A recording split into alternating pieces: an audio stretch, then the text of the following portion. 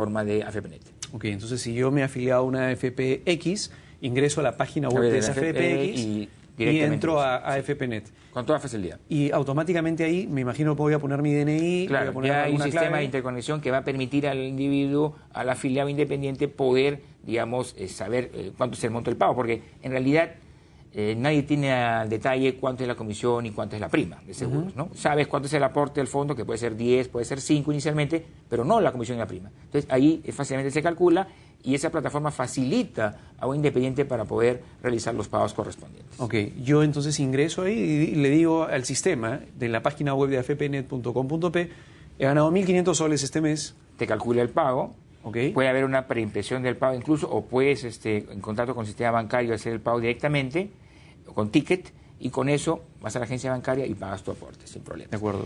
El problema ahí, más que el problema, digamos, el tema acá importante es que el afiliado tiene que ser responsable para hacerlo, ¿no? Porque si no, el afiliado dice, bueno, pues, como nadie me retuvo, porque gané 500 en 3 empresas distintas, entonces me olvidé y no aporto. Y eso sí sería perjudicial para el pueblo trabajador, porque no va a ahorrar para su vejez, no va a haber una acumulación de recursos para su cuenta individual. Ok, y ahí va mi siguiente pregunta. ¿Qué pasa si un trabajador, por A o B motivo, simplemente o se olvidó, no quiso, lo que fuere, pero no llegó a aportar? Debió aportar esos 150 soles más costos, más comisiones, pero no lo hizo. ¿Qué pasa? Ahí el trabajador está incurriendo sin duda en una infracción, en un incumplimiento de su propio aporte, y está generándose una propia deuda para sí mismo, porque en realidad él no está aportando lo que debió aportar. En su momento, cuando se hagan las inspecciones que correspondan y se hagan los cruces de información para identificar el ingreso generado de este trabajador con lo que debió aportar, se va a detectar eso y entonces el trabajador va a tener que aportar y regularizar lo que en su momento debió hacer y no hizo. Por eso es importante, y bueno, por eso es la oportunidad incluso hoy, para que los independientes tomen en cuenta este dato y si generan ingresos en diferentes agentes de retención, sepan que ellos mismos tienen que regularizar en el caso que fuese así, ¿no?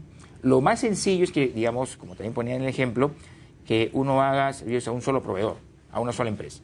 Entonces ahí la empresa sí va a poder sumar, digamos que tenga 2 o 3 recibos con horarios en un mes, llega a fin de mes y dice, bueno, pues me dio uno por 500, otro por 500, otro por 500, ¿cuánto es? 1.500. Entonces, ¿supera el nivel? Sí. ¿Cuándo tiene que aportar? 10%. Entonces, allí el agente retenedor es la empresa, hace la en este retención, caso. exacto, es la empresa, hace la retención al 10% y pagará esta directamente a la AFP, vía también el AFPNet, ¿no? Pero, digamos, el tema ahí se simplifica por el hecho de que el monto total, o en un solo recibo, por 1.500 soles, por poner el ejemplo, pasa el umbral y entonces hay una obligación del agente de retención, que sería lo más sencillo. Ok, ahora, vuelvo al punto anterior. ¿Hay multas si es que la persona natural no paga lo que esta misma persona natural debió pagar? O sea, yo emití estos 3 recibos de 500 soles a diferentes empresas y por lo tanto ninguna de ellas me tenía que retener, yo mismo tenía que haberme retenido y yo mismo debería haber pagado dentro de los 5 días hábiles siguientes. Mi pregunta es entonces, ¿qué pasa? Digamos, ya, yo no pago y eventualmente en algún momento me van a decir, oye, tú debiste pagar y no pagaste. Hay un esquema de multas. Primero lo que hay es un interés moratorio. Hay un interés moratorio que el propio trabajador se estaría generando. Y lo segundo, que allí hay una regulación que tiene que hacer por efecto de ese aporte no pagado en su momento. Eso es lo principal. Eso es lo primero para el caso del trabajador independiente que paga por su cuenta. En el caso del agente de retención, sí, la figura es mucho más directa. ¿Por qué? Porque si el agente de retención estaba obligado a retener 10% y no retuvo o retuvo y no pagó, sin duda ahí sí hay una infracción. Y allí la AFP tendrá que hacer la acción de cobranza como en cualquier caso de una deuda que un empleador que no paga en el sistema privado de pensiones. Y digamos, lo importante aquí es que como es una retención nueva, un esquema dado por la ley, el trabajador independiente tiene que ser lo suficientemente receloso, lo suficientemente también responsable para verificar que la retención que le hicieron en su momento en el recibo se constate con el estado de cuenta o con la información en línea que la AFP informa en su página web para constatar que la retención que hubo efectivamente se pagó y se aportó debidamente en su cuenta individual. Ahora, y es un tema que tiene que verlo y caminar, digamos, frecuentemente sobre esa base, ¿no? De acuerdo, eso es lo óptimo en realidad. Eso es lo óptimo, lo que los independientes... y lo esperable, ¿no? De acuerdo, pero ¿qué pasa si es que la empresa... A ver, vamos a poner un ejemplo de 2.000 soles. El trabajador independiente solamente emitió un recibo por 2.000 soles a una empresa. Esta empresa retuvo, o sea, recibió el trabajador Le descontó. 20% menos del monto final, que era 10% por el impuesto a la renta y 10% por el fondo de jubilación, que ahora es bastante, 20%, si es que lo acumulas, y por eso hay un montón de gente preocupada. De este 20%, la empresa 10% debió retenerlo y pagarle la AFP si es que estuviera en la AFP, pero no lo hizo. ¿Acaso el trabajador independiente tiene la obligación de pagar ese 10% que la empresa no pagó a su fondo? Porque eso es lo que entiendo que la ley dice, La ley establece esa condición, pero eso es cuando la empresa no retuvo. Cuando la empresa retuvo el 10% y no pagó, ahí la responsabilidad se generó para el empleador, para el caso para la agente de retención, y que debió pagar. Ahí hay una infracción. Y ahí habrá una persecución de la AFP por la vía administrativa, por la vía judicial, porque ha habido una retención y no ha habido el pago. En realidad porque la plata la tiene la empresa. Claro. La empresa tendría que depositar esa plata. Ahí hubo la retención. Cuando la ley entra en la figura que usted plantea con mucho cuidado, es que cuando en algún momento, por alguna razón, circunstancia extrema, el agente no retuvo.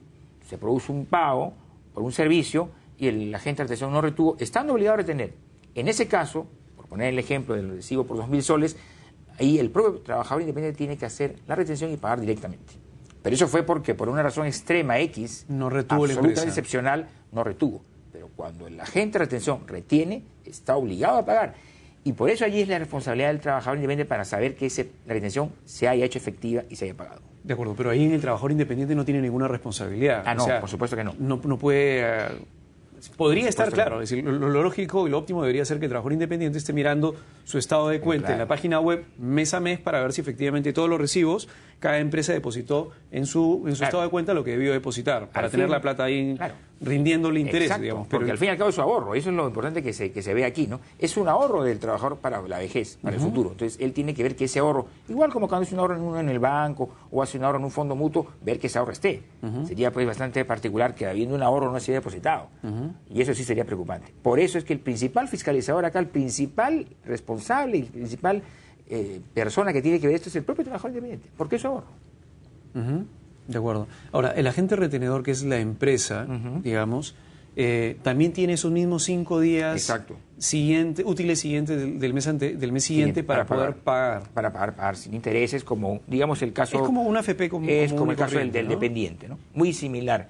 Ahora, evidentemente, la lógica de un trabajador independiente en cuanto a ingresos de cuarta no son los ingresos de quinta, que tienen una cierta regularidad, pero sí se ha procurado en la regulación, tanto el sistema privado como el sistema nacional, a adaptarlo a esquemas de, por ejemplo, que este agente retenedor totalice los recibos de este trabajador independiente en el mes, en el caso de los 5 días siguientes útiles para pagar, para generar una sola tala de intereses moratorios, en fin, asimilar las ventajas del esquema dependiente que está ya solidificado y bastante sólido en el sistema privado de pensiones a un nuevo mundo, una nueva etapa en realidad que marca la reforma para los independientes. ¿Qué pasa si yo soy un médico, por ejemplo, y yo le emito un recibo por 2.000 soles por alguna asesoría médica a una persona natural, no una persona jurídica, no una empresa, sino una persona natural?